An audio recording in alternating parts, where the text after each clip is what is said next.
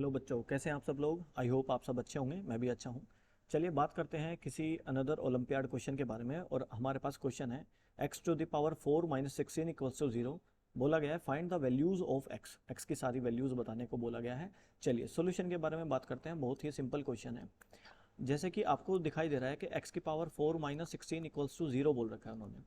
ये पढ़ने से पहले हम एक प्रॉपर्टी के बारे में बात करते हैं। हम सब जानते हैं कि ए स्क्वायर माइनस बी स्क्वायर की वैल्यू को हम लिख सकते हैं ए माइनस बी इंटू ए प्लस बी।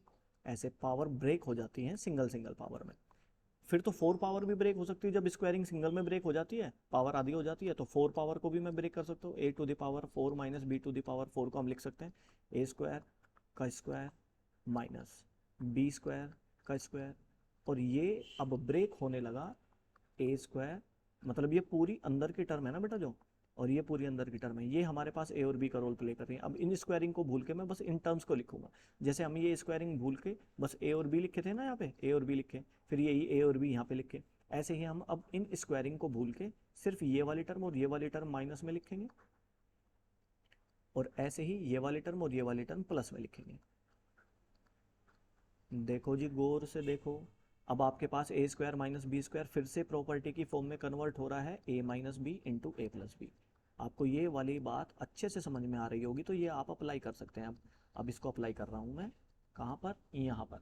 देखिए जी, अब मैं इसको लिख सकता हूँ as x to the power 2 to the power 2 minus 16 बोले तो 4 to the power 2 equals to 0। अब ये पूरा आपका ए है, ब्रैकेट के अंदर जो कुछ भी लिखा है पूरा ए है। ये ए का स्क्वायर पढ़ा जा रहा है, ये बी और ये बी का स्क्वायर पढ़ा जा रहा है। तो अब इस कंडीशन को लिख सकता हूँ मैं x square minus 4 and x square plus 4 equals to 0।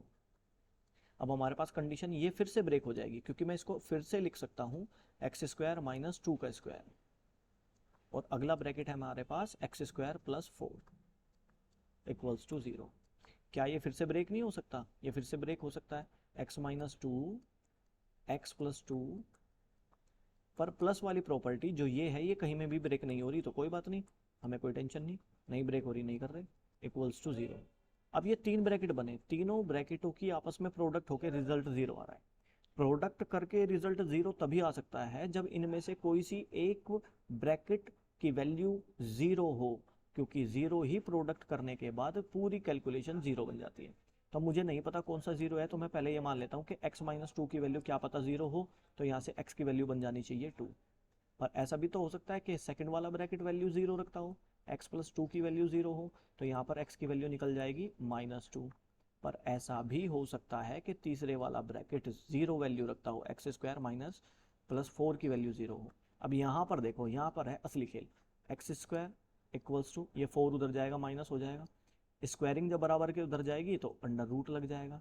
अब अंडर रूट लगा बच्चों नेगेटिव टर्म पर, और ये हम अच्छे से जानते हैं कि मैं इसको ब्रेक करके लिख सकता हूँ 4 इंटू -1, और इस सारे पे जब अंडर रूट लगाएंगे तो ये अंडर रूट अलग अलग पे ब्रेक हो जाएगा। 4 पे अलग अंडर रूट लग जाएगा, और इंटू -1 पर अलग अंडर रूट लग जाएगा। इस बात को अच्छे से समझना है, क्योंकि हम ये बहुत अच्छे से जानते हैं कि आयोटा की वैल्यू होती है अंडर रूट -1। इसीलिए -1 को हम ब्रेक कर लेते हैं, ऐसे -1 को सेपरेट लिख लेते हैं। अब मैं यहाँ पर क्या यूज़ करूँगा, x की वैल्यू। इस 4 में से क्या बाहर निकलेगा, इस 4 का निकलेगा बच्चों +-2 बाहर, और इस अंडर रूट -1 को लिख देंगे हम आयोटा। तो सारी वैल्यूज जितनी भी हमारे पास वैल्यूज बनेंगी हम उन वैल्यूज को लिख लेते हैं। देखिए, ऑल वैल्यूज